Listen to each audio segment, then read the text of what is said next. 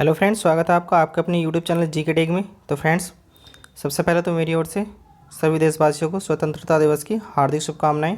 ठीक है, और देखिए आज कवर करेंगे हम 15 करंट अफेयर के मोस्ट इंपॉर्टेंट क्वेश्चन। ठीक है, तो जल्दी इस चैनल को सब्सक्राइब कर दें और बेल आइकन को प्रेस कर दें, और वीडियो अच्छी लगे तो वीडियो को लाइक करना ना भूलें। ठीक है, तो चलिए बिना देरी किए आज का पहला क्वेश्चन स्टार्ट करते हैं अपना। ठीक है, क्वेश्चन नंबर 1 है, अमेरिकी राष्ट्रपति ट्रंप की सहायता से यूएई और किस देश के बीच 13 अगस्त 2020 को ऐतिहासिक शांति समझौता किया गया? तो इसका राइट आंसर ऑप्शन सी हो जाएगा, इजराइल देश के साथ। ठीक है, तो ये आपको याद रखना है, इंपॉर्टेंट क्वेश्चन है। ठीक है, अब देखिए देखेंगे इसके बारे में। दोनों देशों में रिश्तों को सामान्य करने के लिए सहमति बन गई है। इस समझौते के तहत इजराइल ने फिलिस्तीन के वेस्ट बैंक इलाके में अपनी दावेदारी छोड़ने को तैयार हो गया है। वहीं यूएई इजराइल से पूर्ण राजनयिक संबंध बहाल करने की राजी हो गया है। ऐसा करने वाला वह खाड़ी का पहला देश बन गया है। ठीक है, तो ये भी आपको याद रखना है। देखिए इजराइल देश के बारे में देख लेंगे। तो इजराइल की राजधानी क्या है? यरूशलेम है। ठीक है, और राजभाषा की बात करेंगे तो राजभाषा क्या है? हिब्रू या अरबी। और राष्ट्रपति कौन है? रेवन रिवलिन है। प्रधानमंत्री की बात करेंगे इजराइल के तो कौन है? बेंजामिन नेतन्याहू हैं। ठीक है, तो मोस्ट इंपॉर्टेंट जानकारी है आपके लिए, याद कर लीजिए। सुप्रीम कोर्ट ने हाल ही में किस वरिष्ठ वकील को अवमानना मामले में दोषी करार दिया है? तो इसका राइट आंसर ऑप्शन बी हो जाएगा, प्रशांत भूषण को। ठीक है, प्रशांत भूषण को सुप्रीम कोर्ट ने, ठीक है, अवमानना मामले में दोषी करार दिया है। अब देखते हैं नीचे क्या था। ठीक है, सुप्रीम कोर्ट ने वरिष्ठ वकील प्रशांत भूषण को अवमानना मामले में दोषी करार दिया है। उनकी सज़ा पर 20 अगस्त को बहस होगी। कोर्ट ने इस मामले में प्रशांत भूषण को 22 जुलाई को कारण बताओ नोटिस जारी किया था। 5 अगस्त को मामले में सुनवाई पूरी हो गई थी। न्यायमूर्ति अरुण मिश्रा, न्यायमूर्ति BR गवई और न्यायमूर्ति कृष्ण मुरारी की पीठ ने इस मामले में भूषण को दोषी माना। ठीक है, तो ये भी आपको याद देख लेना है एक बार और। अब क्वेश्चन नंबर 3 देखेंगे। भारत ने हाल ही में मालदीव को कितने मिलियन अमेरिकी डॉलर की सहायता प्रदान की है? तो इसका राइट आंसर ऑप्शन सी हो जाएगा, 500 मिलियन अमेरिकी डॉलर। ठीक है, अब देखेंगे भारत के विदेश मंत्री एस जयशंकर ने घोषणा की कि भारत सरकार मालदीव को 100 मिलियन अमेरिकी डॉलर का अनुदान और 400 मिलियन अमेरिकी डॉलर का ऋण प्रदान करेगी। इस धनराशि का उपयोग कनेक्टिविटी परियोजनाओं के लिए किया जाएगा। भारत की वित्तीय सहायता से मालदीव में लागू की जाने वाली यह परियोजना मालदीव में सबसे बड़ी बुनियादी ढांचा परियोजना होगी। यह 6.7 किलोमीटर का पुल का निर्माण परियोजना है जो माले के मालेद्वीप में 3 अन्य पड़ोसी द्वीपों विलिंगली, गुलीफाहू और थिलाफुसी से जोड़ेगी। ठीक है, तो ये भी आपको याद रखना है। क्वेश्चन नंबर 4 देखेंगे। निम्न में से किस देश ने उन्नत मिसाइल रक्षा प्रणाली एरो 2 का सफल परीक्षण किया है? तो किस देश ने किया है? तो इसका राइट आंसर ऑप्शन डी हो जाएगा, इजराइल देश ने किया है। ठीक है, देखिए इजराइल ने उन्नत मिसाइल रक्षा प्रणाली एरो 2 का सफल परीक्षण किया। मिसाइल का विकास लेबनान और गाजा से दागे जाने वाले मध्यम दूरी के रॉकेटों के खिलाफ किया गया है। साल 2019 में संयुक्त राज्य अमेरिका और इजराइल ने संयुक्त रूप से अलास्का में सफलतापूर्वक एरो 3 का परीक्षण किया। इस प्रणाली को इजराइल एरोस्पेस इंडस्ट्रीज और अमेरिकी कंपनी बोइंग द्वारा विकसित किया गया था। तो ये जानकारी आपको याद रखनी है। देखिए क्वेश्चन नंबर 5 देखेंगे। आवास और शहरी मामलों के मंत्रालय ने हाल ही में किस योजना के तहत राज्यों की रैंकिंग जारी की है? तो इसका राइट आंसर ऑप्शन ए हो जाएगा, अमृता योजना के। ठीक है, अब देखिए आवास और शहरी मामलों के मंत्रालय ने हाल ही में अमृत योजना के तहत राज्यों की रैंकिंग जारी की है। ओडिशा ने 85.67% स्कोर करके पहला स्थान हासिल किया है। देखिए इस योजना का उद्देश्य है राज्य के शहरी क्षेत्रों में घरों में पाइप से जलापूर्ति प्रदान करना है। इस योजना का उद्देश्य शहरों में सीवरेज ट्रीटमेंट प्लांटों का निर्माण और हरित स्थानों में सुधार करना है। ओडिशा के बाद चंडीगढ़ 75.08% नंबर प्राप्त कर दूसरे स्थान पर है, जबकि तेलंगाना 74.04 नंबर प्राप्त कर तीसरे स्थान पर है। उसी तरह गुजरात चौथे, कर्नाटक 5वें, आंध्र प्रदेश 6ठे और मिजोरम 7वें और मध्य प्रदेश 8वें, चंडीगढ़ 9वें एवं अंडमान निकोबार 10वें स्थान पर है। ठीक है, देखिए बहुत ही मोस्ट इंपॉर्टेंट जानकारी है, याद रख लेना है आपको। ठीक है, या आप कॉपी पे भी नोट कर सकते हैं इसको। अब क्वेश्चन नंबर 6 देखेंगे,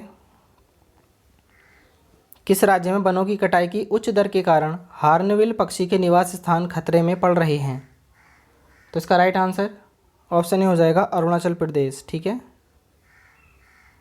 अब देखिए उपग्रह डेटा के आधारित यह अध्ययन 800 वर्ग किलोमीटर 62 वर्ग किलोमीटर के क्षेत्रफल में फैले पापुम रिजर्व फॉरेस्ट में किया गया है। पापुम रिजर्व फॉरेस्ट में वनों की कटाई की वार्षिक दर 8.2 वर्ग किलोमीटर है। पापुम रिजर्व फॉरेस्ट बड़ी, रंगीन और फल खाने वाली हॉर्नबिल की 3 प्रजातियों ग्रेट, पुष्पांजलि और ओरिएंटल चितकबरा का निवास स्थान है। ठीक है, तो ये भी आपको याद रख लेना है। अब देखिए अरुणाचल प्रदेश के बारे में देखेंगे राज्य के। तो राज्य का गठन कब हुआ था इसका? 20 फरवरी 1987 को हुआ था। और राजधानी क्या है अरुणाचल प्रदेश की? ईटानगर है। और राज्यपाल कौन है? बी डी मिश्रा हैं। ठीक है, और मुख्यमंत्री की बात करेंगे अरुणाचल प्रदेश के तो कौन है? ओसामा साहा हैं। ठीक है, और ज़िले कितने हैं? 25 यानी कि 25 ज़िले हैं। तो मोस्ट इंपॉर्टेंट जानकारी एग्जाम के लिए याद कर लीजिए। ठीक है, क्वेश्चन नंबर 7 देखेंगे, हाल ही में किस देश के सुमात्रा द्वीप पर माउंट सिनावंग ज्वालामुखी पुनः उद्गार हुआ है? तो इसका राइट आंसर ऑप्शन सी हो जाएगा पाकिस्तान में। ठीक है, पाकिस्तान के सुमात्रा द्वीप पर माउंट सिनावंग ज्वालामुखी में पुनः उद्गार हुआ है। अब देखिए हाल ही में इंडोनेशिया के सुमात्रा द्वीप पर माउंट सिनावंग ज्वालामुखी में पुनः उद्गार हुआ है। उल्लेखनीय है कि लगभग 400 वर्षों की निष्क्रियता के बाद यह ज्वालामुखी वर्ष 2010 में पुनः सक्रिय हुआ था। सॉरी, इसका पाकिस्तान नहीं होगा, इंडोनेशिया होगा। ठीक है, ठीक है, तो इंडोनेशिया के सुमात्रा द्वीप पर माउंट सिनावंग ज्वालामुखी में पुनः उद्गार हुआ है। ठीक है, याद रखना है आपको। यह ज्वालामुखी वर्ष 2010 में पुनः सक्रिय हुआ था। वर्ष 2010 के बाद 2014 और वर्ष 2016 में भी इस ज्वालामुखी में उद्गार हो चुका है। माउंट सिनावंग इंडोनेशिया में से अधिक सक्रिय ज्वालामुखियों में से एक है। ठीक है, तो ये जानकारी भी आपको याद रखनी है। अब क्वेश्चन नंबर 8 देखेंगे, किस देश ने कोविड-19 के प्रकोप का मुकाबला करने के लिए एंटीगुआ और बारबुडा को $1 मिलियन की राशि दी? तो इसका राइट आंसर ऑप्शन ही हो जाएगा भारत देश ने। ठीक है, भारत देश ने कोविड-19 के प्रकोप के मुकाबले के लिए एंटीगुआ और बारबुडा को $1 मिलियन की राशि प्रदान की है। तो ये भी आपको याद रखना है। देखिए भारत ने कोविड-19 के प्रकोप का मुकाबला करने के लिए एंटीगुआ और बारबुडा को $1 मिलियन की राशि दी। इसका उद्देश्य देश में स्वास्थ्य और बुनियादी ढांचे में सुधार करना है। भारत ने कैरीकॉम के तहत कैरिबियाई समुदाय को इस सहायता राशि की पेशकश की है। कैरिबियन क्षेत्र में 20 विकासशील देशों का एक समूह है। कैरीकॉम का गठन 1973 में किया गया था। ठीक है, इसके 15 सदस्य हैं। कैरीकॉम सिंगल मार्केट का उद्देश्य अधिक से अधिक और बेहतर अवसर प्रदान करके क्षेत्र के लोगों को लाभान्वित करना है। ठीक है, तो ये जानकारी भी आपको याद रखनी है। अब क्वेश्चन नंबर 9 देखेंगे, राधा भाटिया की किस किताब को इंटरनेशनल कुक बुक अवार्ड से सम्मानित किया गया है? तो इसका राइट आंसर ऑप्शन सी हो जाएगा लस्सी को। ठीक है, लस्सी किताब को इंटरनेशनल कुक बुक अवार्ड में सम्मानित किया गया है। ठीक है, तो ये भी आपको याद रखना है। देखिए राधा भाटिया किताब लस्सी को 25वां Gourmand World Cookbook Award 2020 से सम्मानित किया गया है। राधा भाटिया अपनी इस किताब के द्वारा आज के युवाओं को ट्रेडिशनल फूड से परिचित कराना चाहती हैं। ठीक है, तो ये भी आपको याद रखना है। अब क्वेश्चन नंबर 10 देखेंगे, स्विट्ज़रलैंड ने 1000 से ज़्यादा लोगों के इकट्ठा होने पर लगे प्रतिबंध को कब तक बढ़ा दिया है?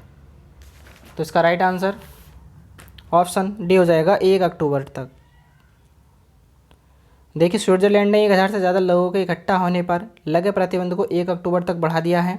यह प्रतिबंध 31 अगस्त को ख़त्म होने वाला था, लेकिन 85 लाख आबादी वाले स्विट्ज़रलैंड में 37,079 लोग संक्रमित हैं, जबकि 1713 लोगों की मौत हो चुकी है। ठीक है, तो ये भी आपको याद रख लेना है। अब क्वेश्चन नंबर 11 देख लेंगे, हाल ही में किसने नेशनल इंफ्रास्ट्रक्चर पाइपलाइन के ऑनलाइन डैशबोर्ड का शुभारंभ किया है? तो इसका राइट आंसर ऑप्शन बी हो जाएगा निर्मला सीतारमण ने। ठीक है, निर्मला सीतारमण कौन है? हमारी वित्त मंत्री हैं। इन्होंने नेशनल इंफ्रास्ट्रक्चर पाइपलाइन के ऑनलाइन डैशबोर्ड का शुभारंभ किया है। देखिए केंद्रीय वित्त मंत्री निर्मला सीतारमण ने नेशनल इंफ्रास्ट्रक्चर पाइपलाइन के ऑनलाइन डैशबोर्ड का शुभारंभ किया है। इस डैशबोर्ड पर 6800 से अधिक परियोजनाओं का ऑनलाइन प्रदर्शन होगा। तो ये भी आपको याद रखना है। क्वेश्चन नंबर 12 देखेंगे। भारतीय बाजार में हुंडई की किस कार ने पिछले 5 वर्षों में 5 लाख का आंकड़ा पार किया है? तो इसका राइट आंसर ऑप्शन बी हो जाएगा क्रेटा ने। ठीक है, क्रेटा ने भारतीय बाजार में, ठीक है, हुंडई कार की 5 वर्षों में पिछले 5 सालों का आंकड़ा पार कर लिया है। अब देखिए, भारतीय बाजार में हुंडई की क्रेटा कार ने पिछले 5 वर्षों में 5 लाख का आंकड़ा पार किया है। इस वर्ष लॉकडाउन के दौरान मई, जून और जुलाई में एसयूवी नई क्रेटा सबसे ज़्यादा बिकने वाली कार है। जुलाई में हुंडई की नई क्रेटा की कुल 1549 यूनिट बिक्री है। तो ये भी आपको याद रखना है। अब क्वेश्चन नंबर 13 देखेंगे। हाल ही में किस राज्य में 2 फ्लाईओवर का नाम सुषमा स्वराज और अरुण जेटली के नाम पर रखा गया है? ठीक है, तो इसका राइट आंसर ऑप्शन बी हो जाएगा गुजरात राज्य में। ठीक है, अब देखिए, गुजरात राज्य के गठन के बारे में देखेंगे। गठन कब हुआ था इसका? 1 मई 1960 को हुआ था। ठीक है, और राजधानी की बात करेंगे तो राजधानी क्या है गुजरात की? गांधीनगर है। और राज्यपाल कौन है? आचार्य देवव्रत हैं। ठीक है, मुख्यमंत्री की बात करेंगे तो मुख्यमंत्री कौन है? गुजरात के विजय रूपाणी हैं। और जिलों की संख्या कितनी है? 33, यानी कि 33 ज़िले हैं। तो मोस्ट इंपॉर्टेंट जानकारी है एग्जाम के लिए, याद कर लीजिए। अब क्वेश्चन नंबर 14 देखेंगे। हाल ही में किसने फिट इंडिया फ्रीडम रन का आयोजन करने की घोषणा की है? तो इसका राइट आंसर ऑप्शन भी हो जाएगा खेल मंत्रालय ने। देखिए, खेल मंत्री किरण रिजिजू ने 14 अगस्त 2020 को पूरे देश में भारत की सबसे बड़ी fit India freedom run launch करेंगे, जो 15 अगस्त से 2 अक्टूबर तक चलेगी। ठीक है, तो ये भी आपको याद रख लेना है। अब देखिए, क्वेश्चन नंबर 15 देखेंगे, लास्ट क्वेश्चन इस वीडियो का। हाल ही में मूल्य निगरानी और संसाधन इकाई की स्थापना कहाँ की जाएगी? तो इसका राइट आंसर ऑप्शन सी हो जाएगा कर्नाटक राज्य में। देखिए, रसायन और उर्वरक मंत्रालय के औषध विभाग के राष्ट्रीय औषध मूल्य निर्धारण प्राधिकरण NPPA के तत्वावधान में कर्नाटक में मूल्य निगरानी और संसाधन इकाई PMRU की स्थापित की गई है। तो ये जानकारी आपको देख लेनी है। ठीक है, इंपॉर्टेंट है। अब देखिए, कर्नाटक राज्य के बारे में देखेंगे। गठन कब हुआ था कर्नाटक का? 1 नवंबर 1956 को हुआ था। और राजधानी की बात करेंगे तो राजधानी क्या है? बंगलुरु है। और राज्यपाल कौन है? वजुभाई वाला हैं। ठीक है, और मुख्यमंत्री कौन है कर्नाटक के? BS येदुरप्पा हैं। ठीक है, और ज़िलों की बात करेंगे तो ज़िले कितने हैं? 30, यानी कि 30 ज़िले हैं कर्नाटक राज्य के। तो मोस्ट इंपॉर्टेंट जानकारी होने वाली एग्जाम के लिए, तो इसको भी आप याद कर लीजिए। तो फ्रेंड्स, डेली करंट अफेयर की वीडियो में आज के लिए बस इतना ही। मिलते हैं नेक्स्ट वीडियो में, तब तक के लिए धन्यवाद।